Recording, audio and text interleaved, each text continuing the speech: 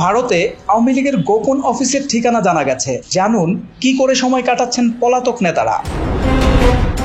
শেখ হাসিনা সরকারের পতনের পর থেকে নতুন কোনো শখ গড়ে তুলতে বা পুরনো আগ্রহে সময় দিতে পারেননি সাবেক তথ্য ও সম্প্রচার প্রতিমন্ত্রী মোহাম্মদ এ আরাফাত। তিনি বলেন, বাংলাদেশ শেখ হাসিনা চলে যাওয়ার পর থেকেই অন্ধকারের মুখে। আমার একটাই লক্ষ্য, বাংলাদেশকে আবারও সঠিক পথে ফিরিয়ে আনা। এখন আর কোনো শখ, খেলাধুলা বা বিনোদনের সময় নেই। তার মতে, অবৈধ ইউনূস সরকারকে উৎখাত করে হাসিনাকে প্রত্যাবর্তনের উদ্দেশ্যে নিজেকে নিবেদিত করেছেন তিনি। 51 বছর বয়সী আরাফাতের দিনরাত কেটে যাচ্ছে রাজনৈতিক কর্মকাণ্ডে। তিনি বলেন, ঘুমের কোনো নির্দিষ্ট সময় নেই। কখন ভোর হচ্ছে আর কখন সন্ধ্যা, কখনো কখনো বুঝতেই পারি না। সারাদিন শুধু কাজ আর কাজ। কলকাতায় আওয়ামী লীগের একটি গোপন অফিস রয়েছে। সাবেক এক এমপি বলেন, নিউ টাউনের একটি জায়গা ভাড়া নেওয়া হয়েছে যেখানে আমরা মিলিত হই, তবে এটাকে অফিস বলা অতিরঞ্জন। 2024 সালের 5 আগস্টের পর থেকে আওয়ামী লীগ, যুবলীগ ও ছাত্রলীগের প্রায় 1300 শীর্ষ ও মধ্যম পর্যায়ের নেতা মন্ত্রী নির্বাসনে আছেন। নাম প্রকাশ না করার শর্তে দলের এক সাবেক কেন্দ্রীয় সদস্যের মতে, শুধু রাজনীতিবিদ নয়, সাংবাদিক, সিভিল সোসাইটির কর্মী, সেনা কর্মকর্তা, আইনশৃঙ্খলা বাহিনীর সদস্য ও কূটনীতিকরাও দেশ ছেড়েছেন। তার হিসেবে এই সংখ্যা 2000-এরও বেশি। যারা ভারতে রয়েছেন তাদের বেশিরভাগই কলকাতার নিউ টাউনে বসতি করেছেন।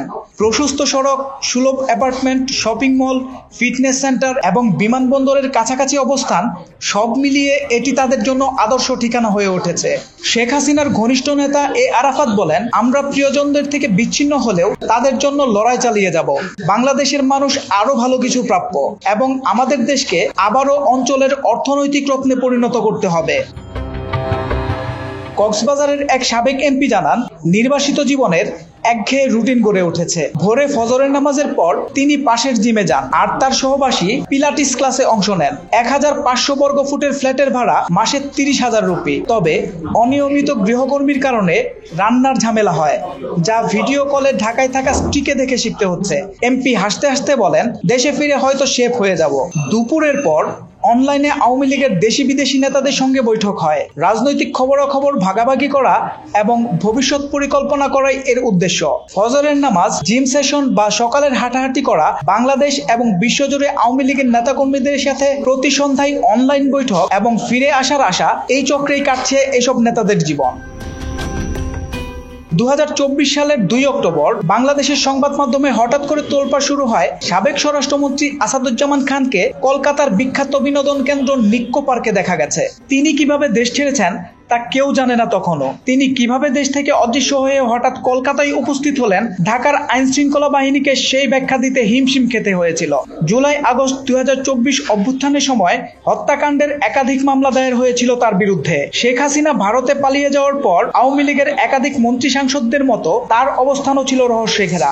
আওয়ামী লীগের এক সাবেক সংসদ সদস্য জানান, তিনি প্রায়ই আসাদুজ্জামান খানের সঙ্গে দেখা করেন। তার ভাষায়, সাবেক স্বরাষ্ট্রমন্ত্রী বর্তমানে সেখানে একটি বড় ফ্ল্যাট ভাড়া নিয়েছেন, কন্যাকে নিয়ে থাকছেন এবং নিয়মিত দলের নেতাকর্মীদের আতিথ্য দিচ্ছেন। প্রতি সপ্তাহে তিনি দিল্লি যান দলীয় বৈঠক এবং ভারত সরকারের গুরুত্বপূর্ণ ব্যক্তিদের সঙ্গে সাক্ষাৎ করতে। গত সেপ্টেম্বরে ঢাকায় তার ছেলে সাফি মুদাসসির খান জ্যোতি গ্রেপ্তার হন। ওই সাবেক এমপির মতে, নির্বাসিত নেতাদের মনোবল ধরে রাখার দায়িত্ব পেয়েছেন কামাল। তিনি প্রতিদিন সহকর্মীদের মনে করিয়ে দেন, আমরা এখানে বিশ্রাম নিতে বা স্থায়ীভাবে বসবাস করতে আসিনি, আমরা বাঁচতে এসেছি, যাতে আগামী দিনে লড়াইয়ের জন্য প্রস্তুত থাকতে পারি। সাম্প্রতিক সময়ে সংবাদ মাধ্যমে দাবি ওঠে, কলকাতায় আওয়ামী লীগের একটি গোপন অফিস রয়েছে। তবে কক্সবাজারের ওই সাবেক এমপি বলেন, হ্যাঁ, নিউ টাউনে একটি জায়গা ভাড়া নেওয়া হয়েছে যেখানে আমরা মিলিত হই, তবে এটাকে অফিস বলা অতিরঞ্জন। প্রায় 1300 নেতা এখানে আছেন। সবাই কি সাবেক স্বরাষ্ট্রমন্ত্রীর ড্রয়িং রুমে মিলিত হবেন? ঢাকার এক তরুণ আওয়ামী লীগ এমপি নিউ টাউনের 2 BHK ফ্ল্যাটে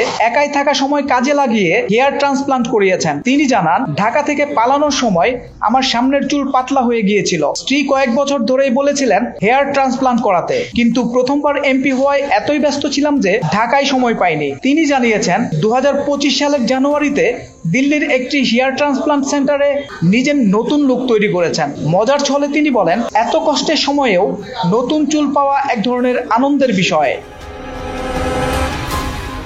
সোহেল মাহমুদ, দৈনিক নতুন সময়, ঢাকা।